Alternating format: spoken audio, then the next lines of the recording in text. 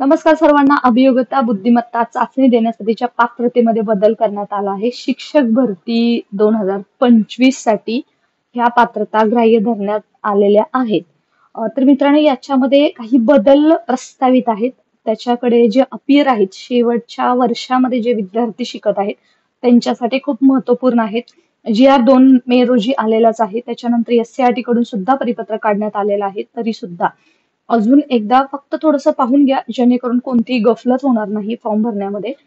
जे राज्यातील शिक्षक भरतीसाठी वाट पाहणारे शिक्षकशास्त्र DED BEd जे अपियर आहेत त्या सर्वांना एक महत्वपूर्ण आव्हान आहे, की हे जे अपियर साठी संधी देण्यासाठी शिवयुनिटी फाउंडेशनच्या माध्यमातून त्याचबरोबर विद्यार्थ्यांनी मोठा लढा उभारलेला आहे.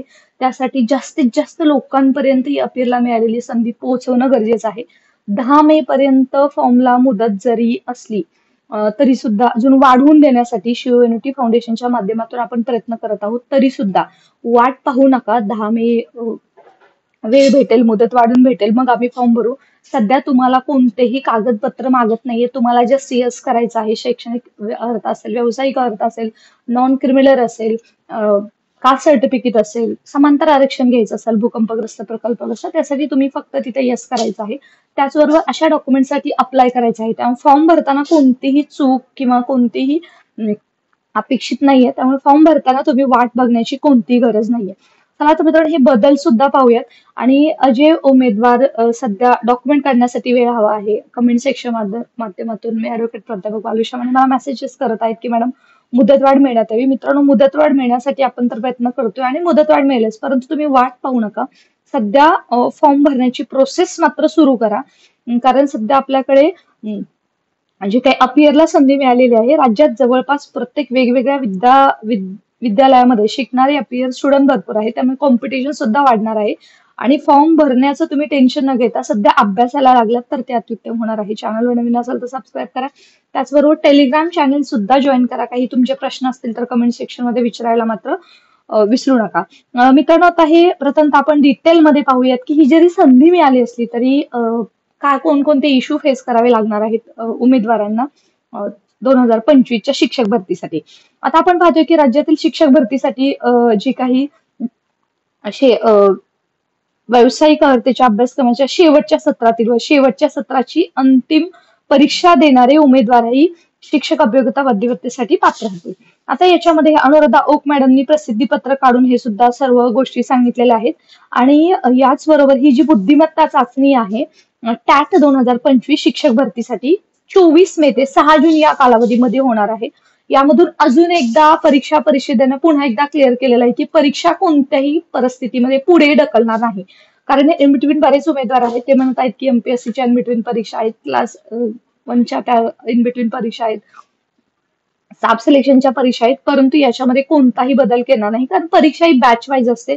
सकाळी एक बॅच, दुपारी एक बॅच आणि त्याच्यामुळे होत असते. त्यामुळे त्या परीक्षेमध्ये थोडाफार काही उमेदवारांचा लॉस होऊ शकतो, परंतु शिक्षक होणारा उमेदवार त्याला जर शिक्षकच व्हायचंय तो या परीक्षेला प्राधान्य देऊ शकतो.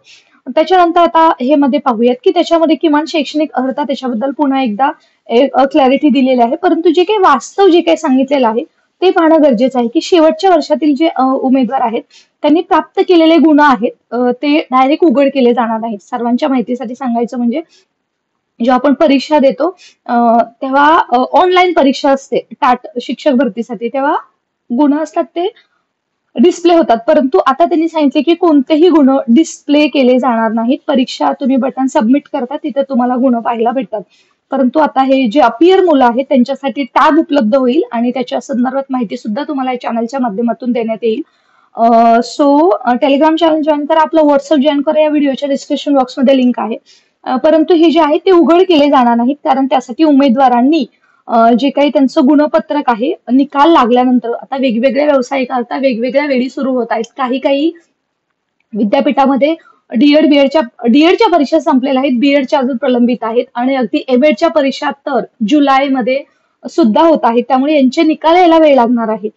परीक्षा झाल्यावरती 40 दिवस झाल्यावरती निकाल अपेक्षित असतो आणि त्यामुळे जेव्हा तुमचा निकाल येणार आहे तेव्हा तुमची ती निकालाची प्रत आहे ती तुम्हाला सबमिट करायची आहे. वैध गुणपत्रिका सबमिट जेव्हा तुम्ही करणार आहात परीक्षा परिषदेकडे आणि तेव्हाच तुम्हाला तो ग्राह्य धरलं जाणार. वैध म्हणजे तुम्ही त्याच्यामध्ये ह्याच्यामध्ये पास असायला हवं, हे सुद्धा इथं अट धरण्यात आलेले आहे. तेव्हाच तुम्ही त्या परीक्षेसाठी एलिजिबल आहात. असं 2 चा GR पाहतोय. याच्यानुसार या GR नुसार शालेय शिक्षण क्रीडा विभागाचा हा GR आहे. त्याच्यानुसार याच्यामध्ये कारण दिलेलं आहे की का संधी देण्यात आली. कारण या कमेंट सेक्शनच्या माध्यमातून किंवा वेगवेगळ्या व्हिडिओच्या माध्यमातून सर्व मला म्हणजे ब्लेम करत आहेत की मॅडम तुमच्यामुळे जे वर्षानुवर्षे जे मुलं वाट पाहत होते शिक्षक भरतीचे त्यांचं नुकसान झालेलं आहे आणि अपियरला संधी देण्यासाठी तुम्ही प्रयत्न केल्यामुळे तुम्ही खूप मोठी चूक केलेली आहे. परंतु त्यांना मला सांगायचं आहे, पहिल्या व दुसऱ्या चाचणी जवळपास 5 व दुसऱ्या व तिसऱ्या चाचणी जवळपास 3 वर्षाचं अंतर आहे.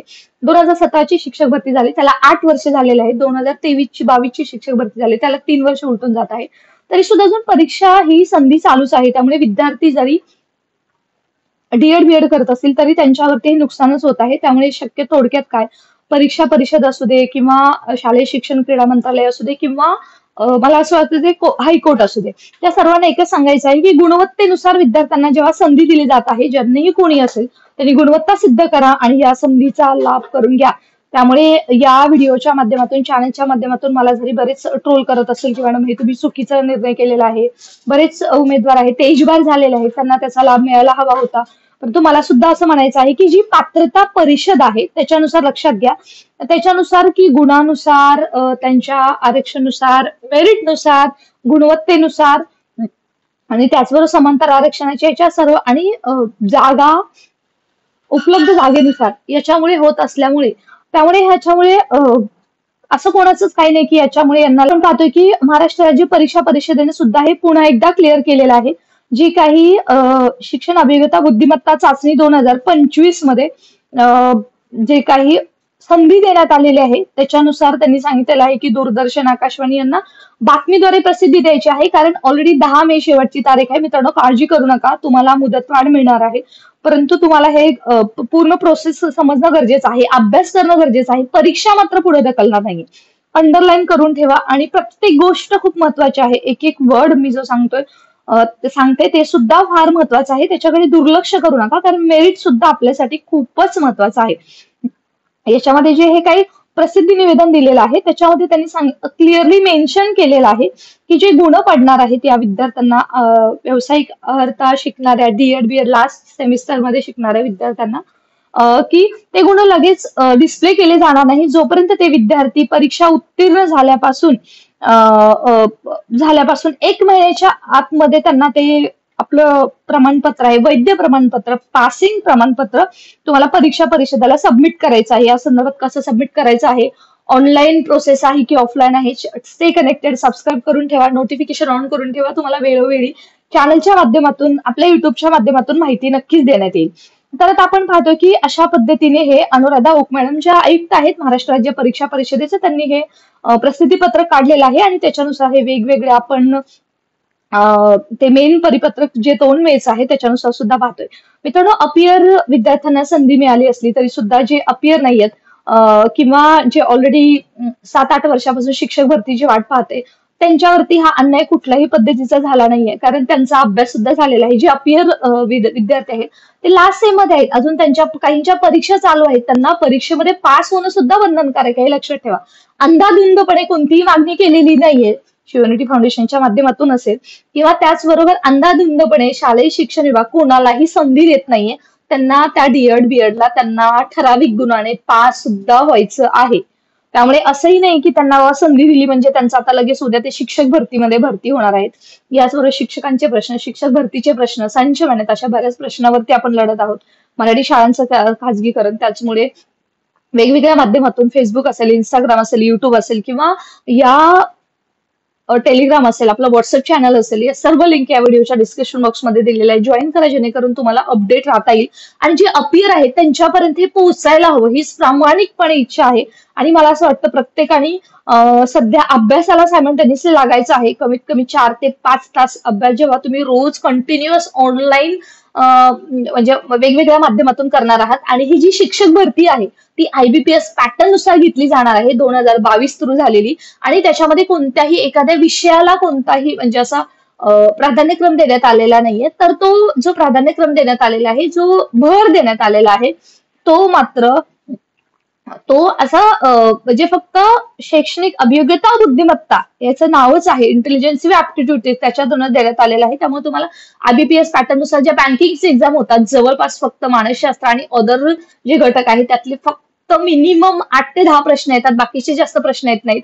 परीक्षेचं स्वरूप कसं असेल, त्याचा प्रश्न कसा असेल याच्यावरती लवकरच चॅनलवरती तुम्हाला अपडेट पाहायला भेटेल. त्याचबरोबर ज्यांनी परीक्षा दिलेली आहे, ज्यांनी टॉप केलेला आहे अशा परीक्षांमध्ये 200 आउट ऑफ परीक्षा असते, त्यांना सुद्धा अनालिसिस कसं असेल त्यांच्यानुसार आपण मार्गदर्शन लेक्चर सुद्धा चॅनलवरती ठेवणार आहोत. So stay connected. आणि खूप कळकळीची विनंती आहे की जे अपियर आहेत त्यांच्यापर्यंत नक्की पोहोचवा, कारण इतकंही साधन होतं की आजही या गोष्टीसाठी फक्त काम केल्यामुळे एवढं ट्रोल होत असेल तरी सुद्धा